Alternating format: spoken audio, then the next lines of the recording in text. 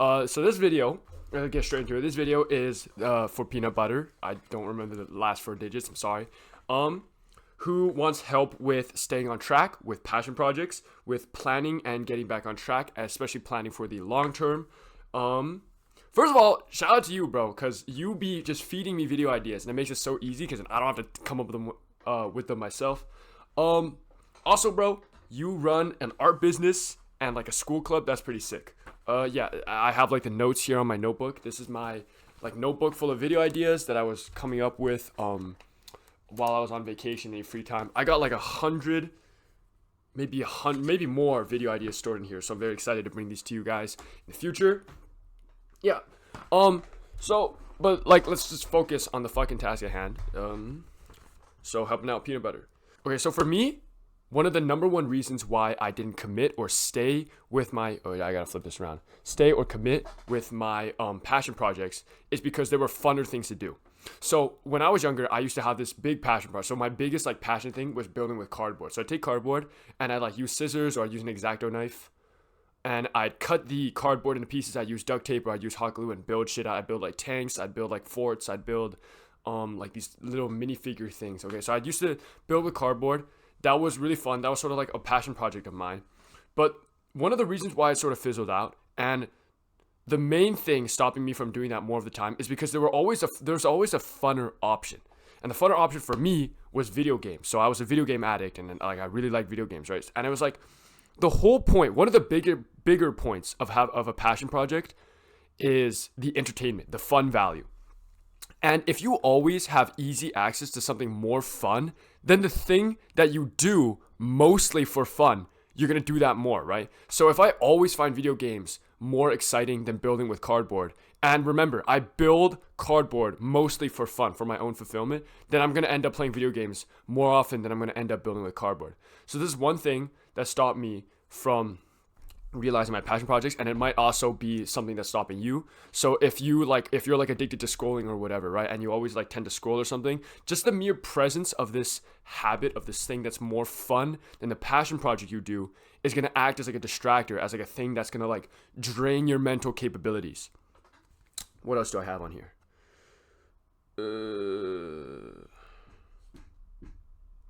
Okay, the next thing I would say to help you stick with a passion project is to make the passion project more grounded and less wishy-washy. So when I built with cardboard, building with cardboard is I tried to pick up guitar a while back. I even tried to pick up piano a while back, Duolingo, learning like other languages. So all of these were like passion projects of mine that I started and never got up due to these like reasons. So my passion projects were too wishy-washy. So what does this mean? It basically meant that they were not grounded in anything like I actually did. So it was basically just like, oh, I want to learn piano. Let's just like play piano whenever I want. I want to learn guitar. Let's play guitar whenever I want. I want to build with cardboard. Let's just build cardboard whenever I feel like it. I want to, what was the other one? Learn Duolingo. Let's just like learn it whenever I feel like it. There wasn't anything grounded. There wasn't any like systems I had in place to actually like make these things more concrete. So some advice I can give to you for following your passion project is to make them more grounded and concrete by giving them goals and systems and habits and other like specific measurable things. So let's see here. For example, like a goal I would have for my cardboard might just be like, do cardboard every day. Or for example, you could do habit stacking, right? So after dinner, every single day, I'm going to like build with cardboard just to blow off some steam. Or like, not after dinner, probably after school, right? Like after school every day, if I've had a long day, I just want to build with cardboard to blow off some steam.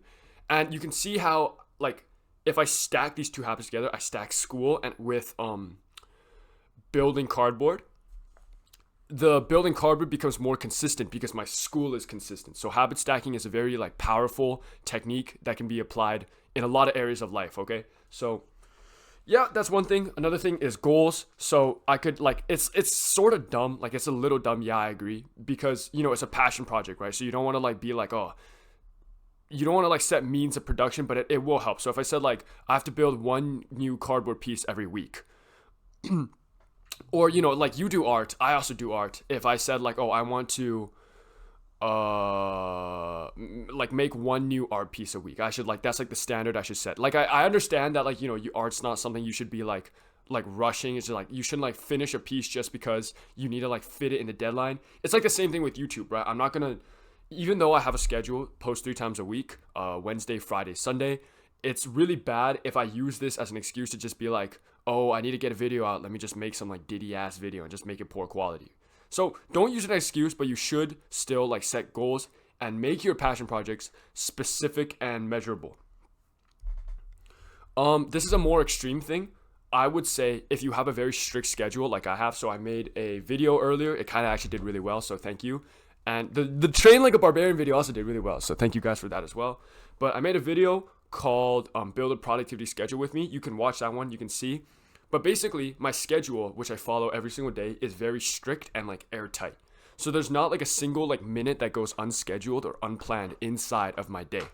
And by following a very strict schedule, obviously, you're gonna by proxy follow your passion projects, because what's gonna happen is you're gonna block in time for your passion projects, right? So, and if you block in time, as long as you follow the schedule, you'll be good. You'll be fine, and you're not gonna like end up like ditching it or anything or going ghost. Yeah. And this goes back to the idea I brought up earlier about, purposefully doing things. So if you purposefully set time inside your calendar, you're literally like, okay, from 4 a.m. From 4 p.m. to 6 p.m. is the time I specifically dedicate to myself to relax and work on my art or work on my cardboard or practice guitar or whatever. It makes it more specific, it makes it more grounded, and you're going to be more consistent with your passion project. Let's see here. Having a very strict schedule and, being like a sort of autistic and, being a very rigorous planner is also really good for like, obviously, long-term planning. Another thing you struggle with is long-term planning. So if you plan every single day of your life very strictly, and like, it sounds harsh, but it doesn't mean you work all day. It just means that every single second of your day is blocked out. Maybe there's an art reference here. Yeah, it's like in a painting, like how like at least for me, the way I paint is that like the second layer, not the second layer. It's like I have like a layer where after I've like, painted like the outlines and the shape, so I kind of know where everything goes. I have this like what's this called? Like the first layer is just like block in, where I just block in like the base colors of everything. And that's sort of like what having a really strict schedule is. It's just like okay, no, that was a terrible analogy. I'm sorry. But it's like sort of you just like block in your day, and it doesn't have to be like work 24/7. You block in time to rest. You block in time to eat, time to sleep, you know what I'm saying? Time to do your passion project. So, just a little side rant.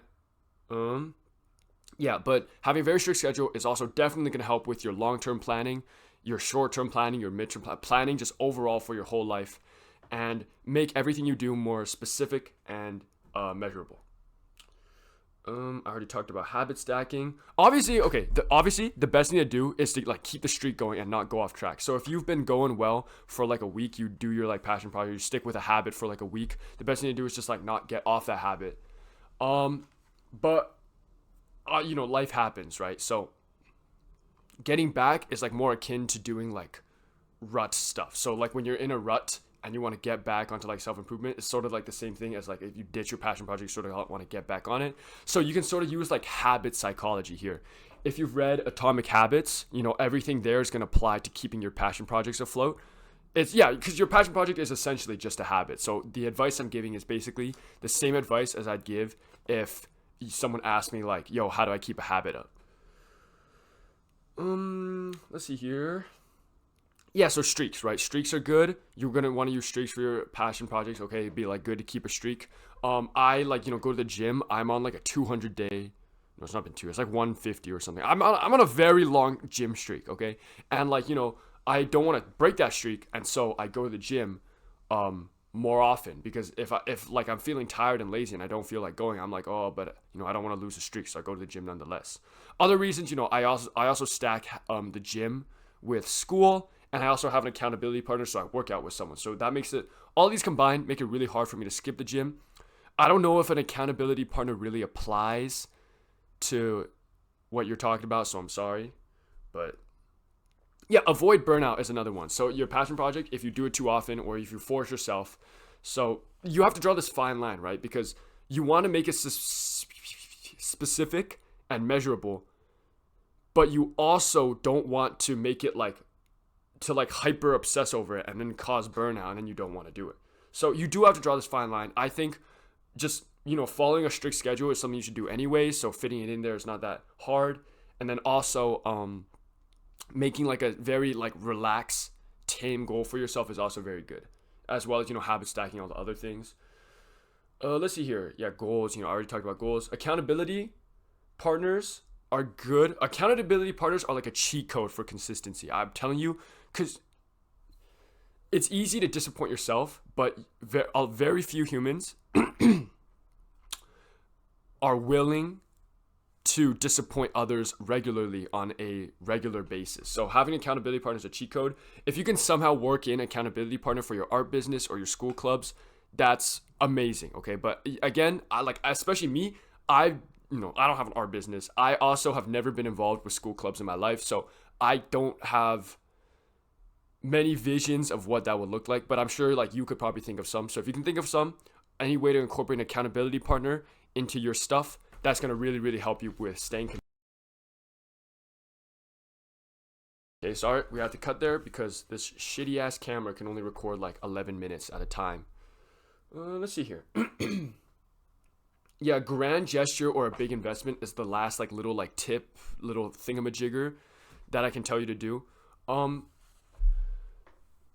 Obviously, you probably know what you're a loyal viewer, okay? And I thank you for that. Thank you for being a loyal viewer. You probably know what the grand gesture is, big investment. I'll get a quick recap. You know what I'm saying? It's just like you put in a lot of investment or something or shit towards something, and because you put so much investment, you feel like you don't want to waste that. So if I drop $500 on running shoes, I'd feel like a retard if I was like, oh, but I don't want to run, and I just like gave up on the hobby. Because I dropped $500, so I basically waste $500 if I give up. So that's sort of the essence of a grand gesture or the grand investment. I like, for art, maybe it's like buying new canvases and then buying new paints or some shit that you want to use. Okay, I'm like a painter, so you could be like a digital artist or whatever, but just, like buying like nicer things, dropping money on shit. And it doesn't just have to be dropping money, okay? It could also just be, let me think.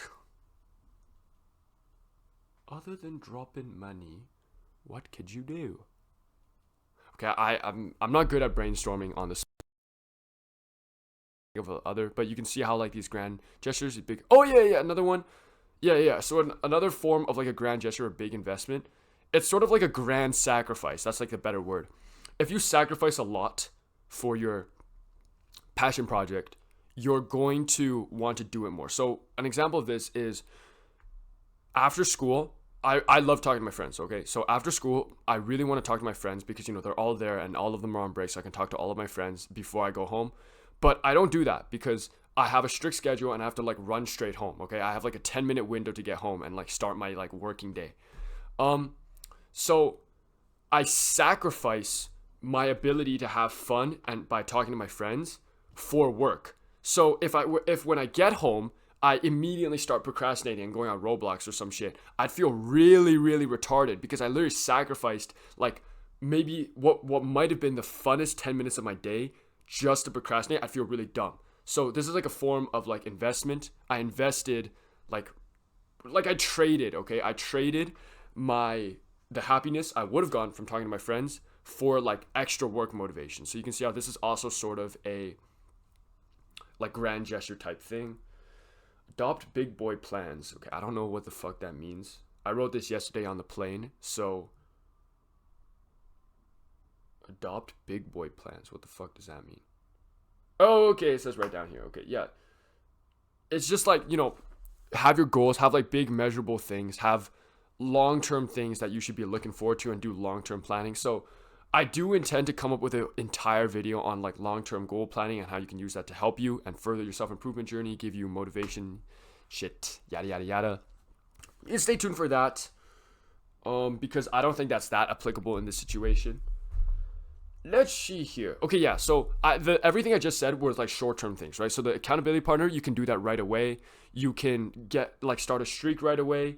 You can like do a grand gesture, big investment right away. You can change your schedule right away. Here's some like long-term things, okay? So some long-term advice improve your discipline. If you obviously that like everyone should know this, improve your discipline, you're going to be able to do more things that you know are good for you for longer. So improving your discipline is good. I should have a video on improving discipline. I'm pretty sure I do. You could watch that one. After this, don't click off. Don't click off. I need my viewer retention. Fulfillment is a big one, okay? Make sure your passion project is something that you actually genuinely really like doing, and make sure it's also something that like you do it in a way that brings you fulfillment, if that makes sense. So YouTube is my passion project in this sense. YouTube is like the thing that I really love to work on just because I like it. But the thing is, I could go on about it in two ways. I could be a hyper obsessive little bitch and just constantly check analytics every like 5 seconds, being like a freaking nerd, being like, this video's got 10% more retention when I do this, and study this shit. I could like hyper edit my videos so they're super entertaining, and then, you know, that would do my things. I could be a little clickbait so that would give me more views. And all of these things technically on the surface level bring me more success, right? But it's like, it's not fulfilling. So I'm not doing my passion project in a way that's fulfilling. I'm at an increased risk of burnout and, you know, self-hatred, and obviously less fulfillment means it's less fun. The way I'm currently doing these videos, where I literally post whatever the fuck I want. Okay, I got these videos here. I just post whatever I want, obviously with an overhead self-improvement theme. Post whatever videos. It's long form. I don't like edit the shit out of these. I don't like hyper fixate over like my analytics or something. Like I do check them because, you know, it brings me happiness to see the numbers go up, but I don't like hyper fixate over them or like overthink over them. When I do YouTube this way and post, like, okay, just a little side rant, that doesn't mean I'm not going to make like more edited videos in the future, because that's something I do want to do. More specifically, just to like increase my own skills. I want to make myself better editing. Also, maybe if I can like make subtle editing, make these videos like a little higher quality, that'd be nice too. Again, but just like this idea of posting whatever I want, you can see how I do this passion that is YouTube in a way that brings me more fulfillment, so I have like a higher chance of sticking to it. Yeah, so cutting out the negatives is the first thing I talked about. If you cut out whatever harmful sources of dopamine are more entertaining and distract you from your passions and from everything else, you're more likely to stick to them. So if you cut out like video games or like scrolling, or, you know, if you do like, okay, cut out scrolling. Okay, I don't think you should ever scroll, but for video games, you know, if you want to like do it like an hour a day, 30 minutes, you want to do it in your schedule, do it with your friends, and it's very nice and neat and controlled, yeah, by all means, go for it. But I found that for me, it's very hard for me to like control myself and be like, oh, only 30 minutes and stop myself. So I just try my best to play no video games. You know, I'm not fucking perfect, so yeah. Obviously don't fucking procrastinate. Do things ahead of time, okay? This is like, I have a specific thing here. Use your schedule to plan ahead of time. And you also want to be ahead of your work. The best feeling, one of the best feelings is being ahead on your work. So when I was like grinding hard before my vacation to finish 9 whole videos, in like the 2 or 3 days, because I low-key procrastinated this a little, the 2 or 3 days before I went on vacation, but when I finished all of them, it felt so good, because I was literally like, bro, for the next 20 days, I don't have to do any work because I worked so hard previously. Again, I don't know how applicable this is for your situation. This is just advice that works for me. Like, this is the shit that like I did. But like being prepped ahead, being ahead of schedule is an amazing fucking feeling. So if you can find any way to work that maybe into your school club, right? So your school club, whatever club you run, plan your events ahead, plan whatever materials you need, like get the people ahead and shit. And because it's just like this feeling of reassurance is just really, really nice on like your soul and shit. Our business, I don't really know how you do that. Maybe you could like stock up like art to sell or something. You know, that's something. Okay. Just a quick disclaimer though. I don't do clubs. Like I said, I never did clubs in school, so I don't got like the most first-hand experience. All the advice I gave is like just the advice I have done personally for me and for like my passion project, more specifically for like my habits and shit. Yeah, that's basically everything I have to say.